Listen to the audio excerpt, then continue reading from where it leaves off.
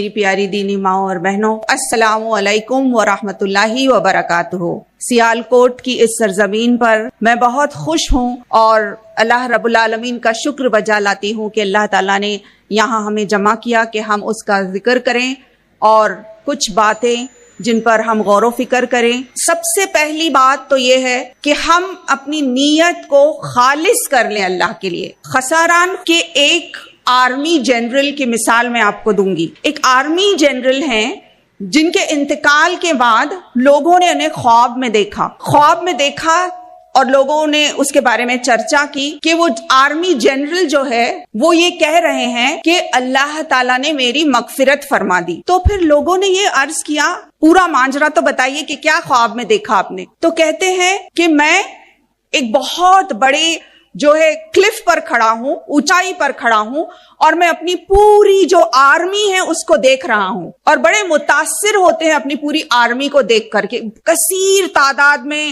بہت اچھی قوت یافتہ آرمی کو دیکھ کر یہ سردار جو ہے بڑے خوش ہوتے ہیں اور بہت زیادہ مطمئن ہوتے ہیں اس بات سے کہ سبحان اللہ کتنی قوت یافتہ یہ آرمی ہے میری۔ اسی وقت ایک لہر دوڑتی ہے ان کے ذہن میں اور سوچتے ہیں کہ کاش کہ ایسا ہوتا کہ یہ ساری آرمی کا ہر فرد جو ہے میں نبی کریم صلی اللہ علیہ وسلم کے دور میں ہوتا اور یہ ہر شخص پوری آرمی جو میں اللہ کے رسول کے عوض پیش کرتا اور یہ کہتا کہ ان کو استعمال کیجئے، ہم سب کو اللہ کی راہ میں استعمال کر لیجئے۔ میں نے صرف یہ ایک نیت کی اور اس نیت کی برکت کی بدولت اللہ تعالیٰ نے میری مغفرت عطا فرمائی۔ تو پیاری بہنوں، آئیے ہم بھی اپنی نیتوں کو درست کریں، اللہ تعالیٰ ہماری نیتوں کو خالص کر دے۔ آج کے میرے اس موضوع کا سب سے پہلا پوائنٹ یہ ہے عزیز بہنوں، آپ صلی اللہ علیہ وسلم کی وہ پیاری حدیث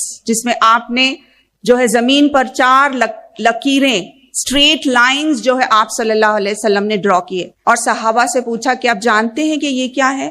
صحابہ نے عرض کیا ہمیشہ کی طرح اللہ اور اللہ کے رسول بہتر جانتے ہیں۔ تو آپ صلی اللہ علیہ وسلم نے فرمایا یہ وہ 4 خواتین ہیں جنہوں نے اپنے ایمان کو کامل کیا، مکمل ایمان والی 4 خواتین who have perfected their faith جس کو کہا جائے گا، اور اس کی وجہ سے اللہ نے ان کا مقام جنت الفردوس میں فکس کر دیا۔ ہم جانتے ہیں وہ کون 4 ہیں اور یہ حدیث عام ہے عزیز بہنوں، لیکن آج میں اس بات کا ذکر اس لیے کر رہی ہوں کہ جیسے ہی ہم ان کا ذکر کریں ہم اپنا تجزیہ، اپنا جائزہ لیں ہم کہ اگر میں ان کی جگہ پر ہوتی تو کیا میں ویسی قربانی دیتی؟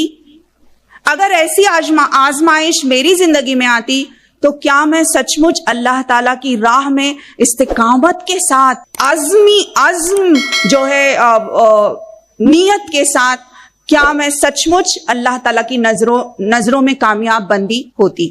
حضرت خدیجۃ الکبریٰ آپ صلی اللہ علیہ وسلم کی سب سے چہیتی بیوی، جن کو کہ اللہ کے رسول صلی اللہ علیہ وسلم نے فرمایا کہ وہ کامل ایمان والی تھی۔ ایک ہی انسیڈنس پیاری بہنوں میں ان کے تعلق سے بتاؤں گی۔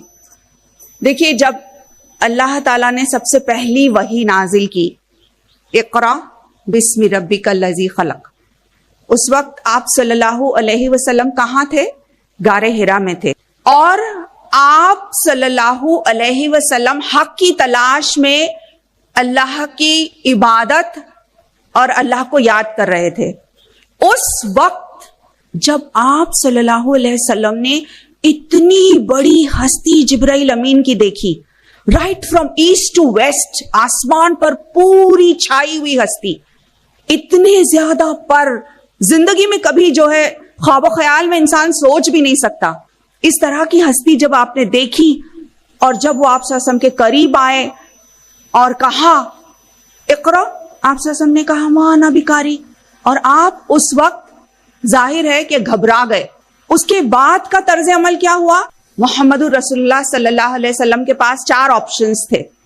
آپ چاہیں تو اپنے اہل کے پاس جا سکتے تھے، یہ واقعہ جو ہوا اس کی گھبراہٹ اور اس کی کیفیت تھی اس کو سنانے کے لیے اور اس کے بارے میں بتانے کے لیے، اور کچھ سکون کی تلاش میں، خیر کی تلاش میں آپ جو ہے اپنے اہل کے پاس جا سکتے تھے, اپنے سب سے چہیتے دوست یعنی کہ ابو بکر صدیق کے پاس جا سکتے تھے.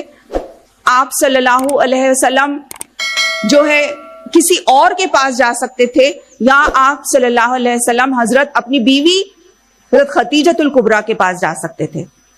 آپ نے کون سا آپشن چنا؟ کس کے پاس گئے آپ صلی اللہ علیہ وسلم؟ ہم جانتے ہیں کہ آپ نے حضرت خدیجۃ الکبریٰ کے پاس جانا پسند کیا. کچھ تو ایسا ہوگا عزیز بہنوں اس خاتون کے اندر جس کی وجہ سے آپ صلی اللہ علیہ وسلم نے یہ مناسب سمجھا کہ آپ ان کے پاس گئے. ہم ایک لمحے کے لیے پاز کرتے ہیں اس حدیث کو اور ہم ریفلیکٹ کرتے ہیں, ہم جائزہ لیتے ہیں اس بات کا کہ اگر آج کی دور کا شوہر جو ہے اس کے پاس کوئی پرابلم پیش آتا ہے, چاہے وہ فائنینشیل پرابلم ہو, کوئی اور پرسنل پرابلم ہو, ایموشنل پرابلم ہو, یا کوئی بزنس پرابلم ہو, کیا وہ سچ مچ اپنی اہلیہ اپنی بیوی کے پاس آتا ہے؟ اور اگر آتا بھی ہے تو کیا وہ اس قابل ہے؟ کیا اس کا تعلق باللہ, کیا اس کا سینس آف پرپس, کیا وہ اتنی سمارٹ ہے کہ وہ سچ مچ اپنے شوہر کو راہ راست دکھا سکے, ہدایت کا ذریعہ بن سکے؟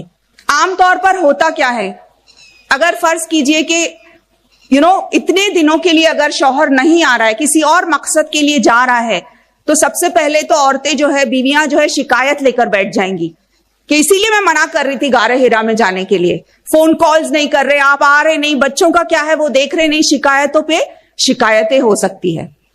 پھر یہ بھی ہو سکتا ہے کہ بیوی خود جو ہے گھبرا جائے کہ یہ کیا ہو گیا. لیکن یہاں پہ ہم دیکھ رہے ہیں کہ حضرت خدیجہ کا طرز عمل کیا تھا. سب سے پہلے تو یہ وہ خود جو ہے اتنی باشعور تھی, اتنی زیادہ اسٹرانگ تھی مینٹلی, کہ انہوں نے نہ صرف یہ کہ اپنے آپ پر قابو کیا, آپ صلی اللہ علیہ وسلم کو پورا جو ہے کانفیڈنس دیا, اور ان کے الفاظ جو انہوں نے کہے جو کہ آپ صلی اللہ علیہ وسلم کے لیے مرہم ثابت ہوئے, یہ الفاظ میری پیاری بہنوں سنہری الفاظ میں لکھے جانا چاہیے.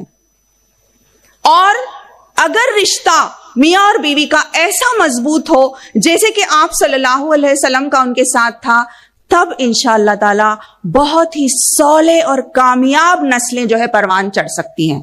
اگر میاں اور بیوی کا رشتہ مضبوط ہو, اگر اس کی بنیاد جو ہے ایمان اور تقوی کی ہو, تو انشاءاللہ ہنہ لباس لکم وانتم لباس لہن کی بہترین مثال جو ہے وہ قائم ہو سکتے ہیں. آپ نے کہا محمد رسول اللہ صلی اللہ علیہ وسلم سے کہ بے شک آپ یتیموں, مسکینوں, بیواؤں اور غریبوں کی مدد کرتے ہیں, آپ پڑوسیوں کا حق ادا کرتے ہیں, آپ اپنے اہل کے ساتھ بہت حسن سلوک کرتے ہیں, آپ دوست احباب رشتہ دار کے ساتھ بہت ہی حسین طریقے سے پیش آتے ہیں, آپ سبوں کا حق ادا کرتے ہیں. اللہ تعالیٰ آپ کو ہرگز رائیگاں نہیں جانے دے گا. اور یہ بہترین الفاظ حضرت خدیجۃ الکبریٰ کے لیے مرہم, محمد رسول اللہ صلی اللہ علیہ وسلم کے لیے مرہم ثابت ہوتے ہیں. اور اس کے بعد ہم دیکھتے ہیں تاریخ, ہسٹری جو ہے وہ پوری چینج ہو جاتی ہے, اور آپ صلی اللہ علیہ وسلم کو نبوت مل جاتی ہے. اس کے بعد کی ساری ہسٹری جو ہے بالکل علیحدہ ہے. تو پیاری بہنوں, حضرت خدیجۃ الکبریٰ ایسے وقت پہ زبردست امپاورڈ مسلمہ تھیں جبکہ فیمیل انفینٹیسائیڈ, کیا کہیں گے, بچیوں کو زندہ دفن کیا جاتا تھا اس وقت. وہ دور ایسا تھا جبکہ جیسے لڑکی پیدا ہوئی تو جیسے کہ مانا کہ منحوس اور نحوست ہے نعوذ باللہ, اور ایسے دور میں جبکہ لڑکیوں کو زندہ دفنایا جاتا تھا, ایسے دور میں آپ اتنی زیادہ امپاورڈ ہیں. نہ صرف یہ کہ آپ بہترین مثال ہیں ایک بزنس ویمن کی, ایک بہترین انٹرپرینیور تھی وہ, اور سب سے زیادہ مال دولت اور روپیہ اپنا جتنا بھی تھا آپ نے صرف کیا, آپ صلی اللہ علیہ وسلم کے لیے اللہ کی راہ میں دے دیا. آپ صلی اللہ علیہ وسلم کو خود جب اپنی ذات پر بھروسہ نہیں تھا, حضرت خدیجۃ الکبریٰ کو ان پر بھروسہ تھا.